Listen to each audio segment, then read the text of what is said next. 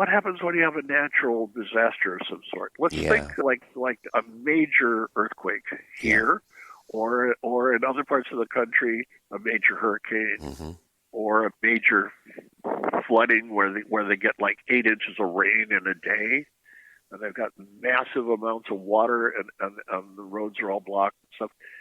What happens then? And power is cut off. And let's take the earthquake situation here.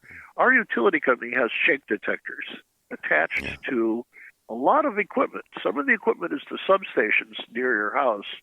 There's shake detectors there. And there's also shake detectors in the gas mains. So if there's a big shake, all these things shut the power off and shut the gas off. Yeah. And you go, what's that about? Well, they don't want to have a huge conflagration caused by an earthquake-broken gas main that is set fire by electrical sparks.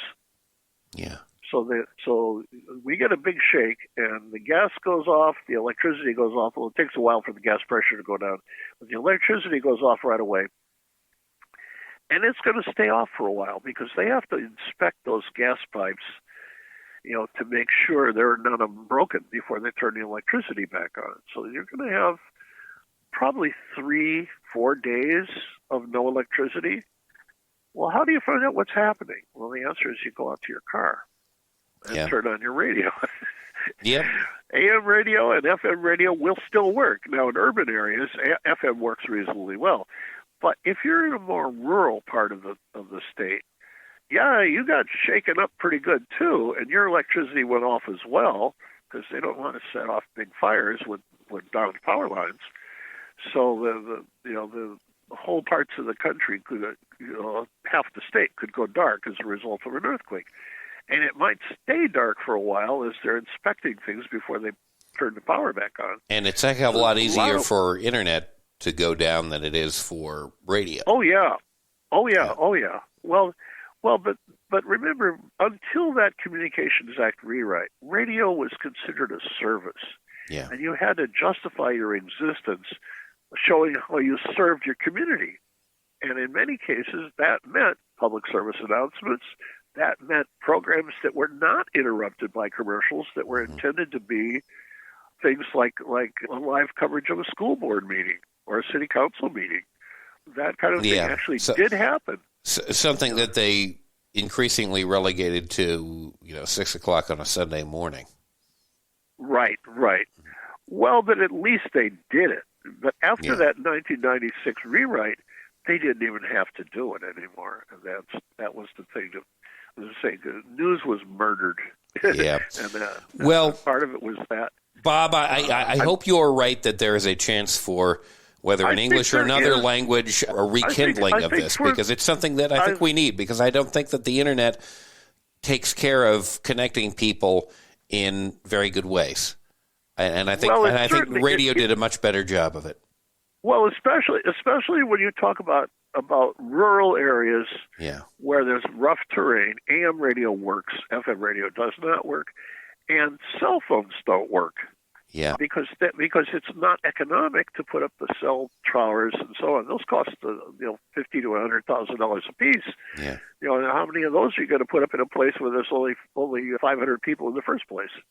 Yeah. It'll never pay for itself. In other words, so practically speaking, we need real-time communication when something bad happens, and it needs to be trustworthy. And I would say the Internet is not so trustworthy because we now have, with the artificial intelligence, we can have what are called deep fakes. We can have something that looks believable, looks real, and it never really existed that way at all. Total fabrication.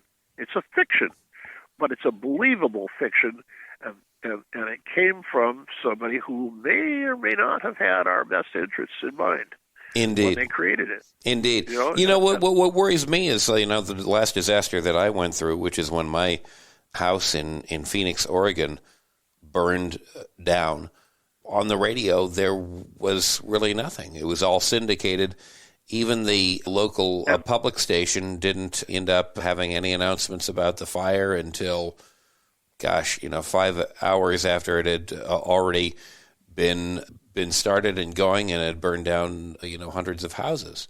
So that's part of the murder I'm referring to. Yeah, because it was a lot easier to just have a satellite antenna and receive a signal from the satellite, turn it around through an audio console and send it out to the transmitter. But that can be fully automated. There's no real people there.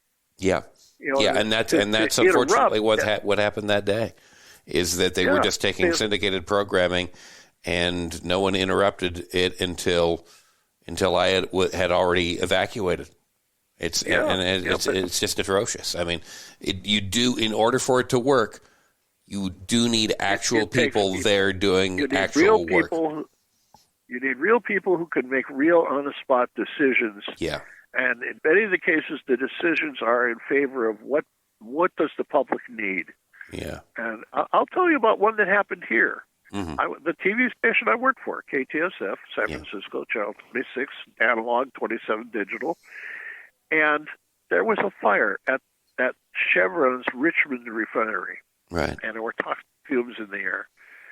And our news department knew about it, and we had ready to go all manner of announcements, essentially telling people to shelter in place. Mm-hmm. We were depending on the mandated system for emergency action notification, EAN. We expected the stations we were supposed to monitor was KCBS AM, KQED FM, and the National Weather Service. Right. And one of those three could initiate sending off the EAN message. None of them did. We asked about this.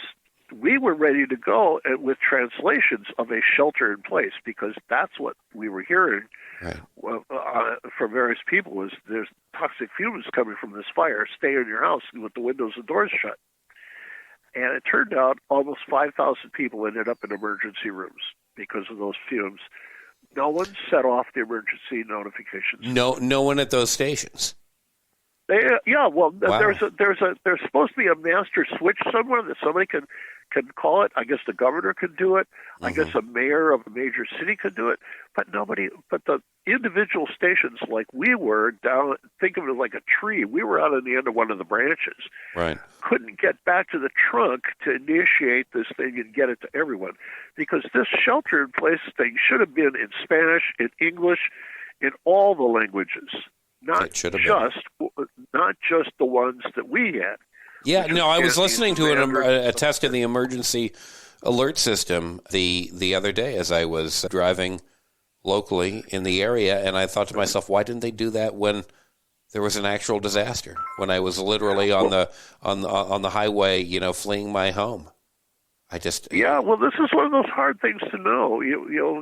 Why there was another disaster. This happened earlier. It was in North Dakota. There's a place called Minot, which is a big Air Force base, where we have bombers carrying nuclear weapons, potentially.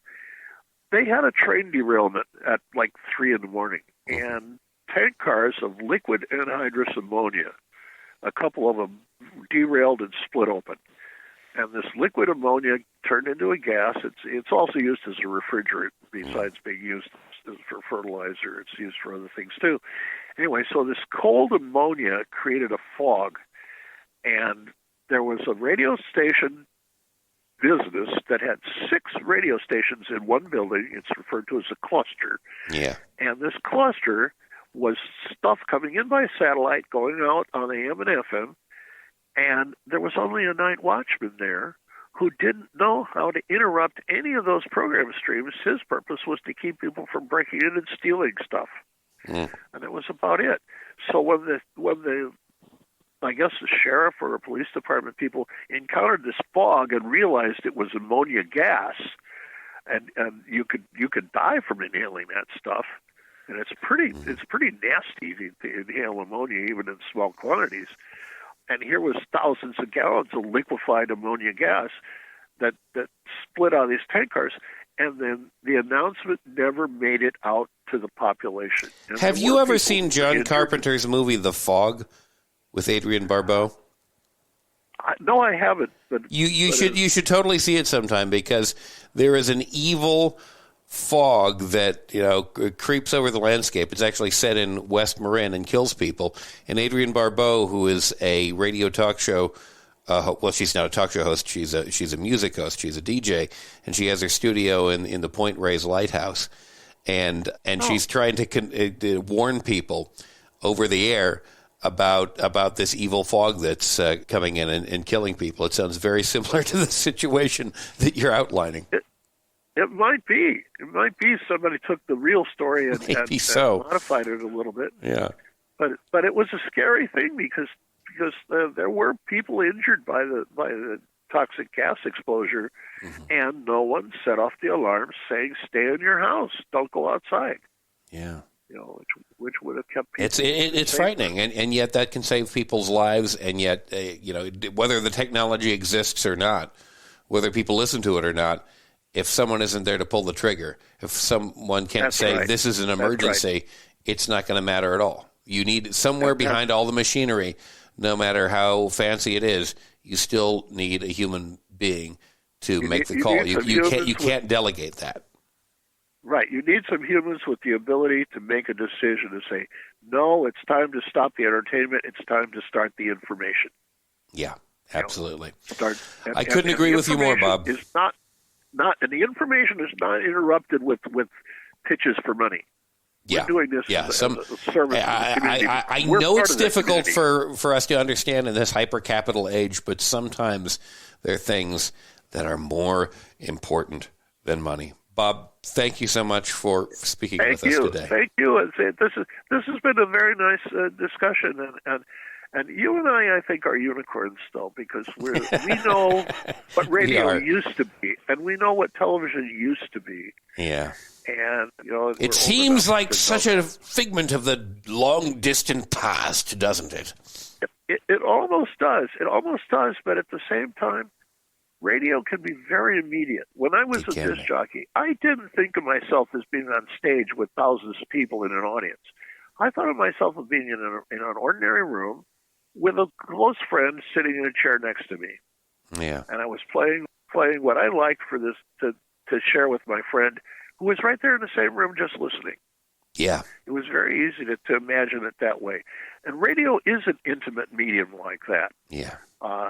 Because none of the audience is very aware of the other members of the audience. Yeah.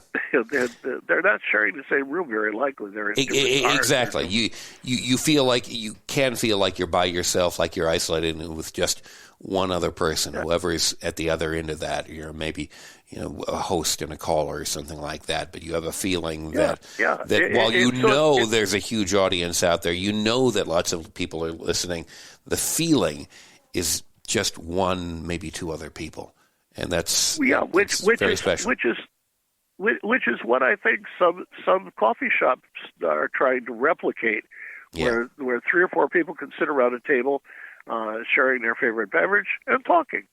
Yes. And wherever 2 or 3 are gathered in the name of radio, eh, Bob? Yes, I agree totally. Bob, thank you so much. It's wonderful to hear your voice. It's been great. It's been great. I appreciate it. That's all the time we have this week on Facepalm America. I want to thank Ace Elson and Rosabelle Hine, who are the producers of this program.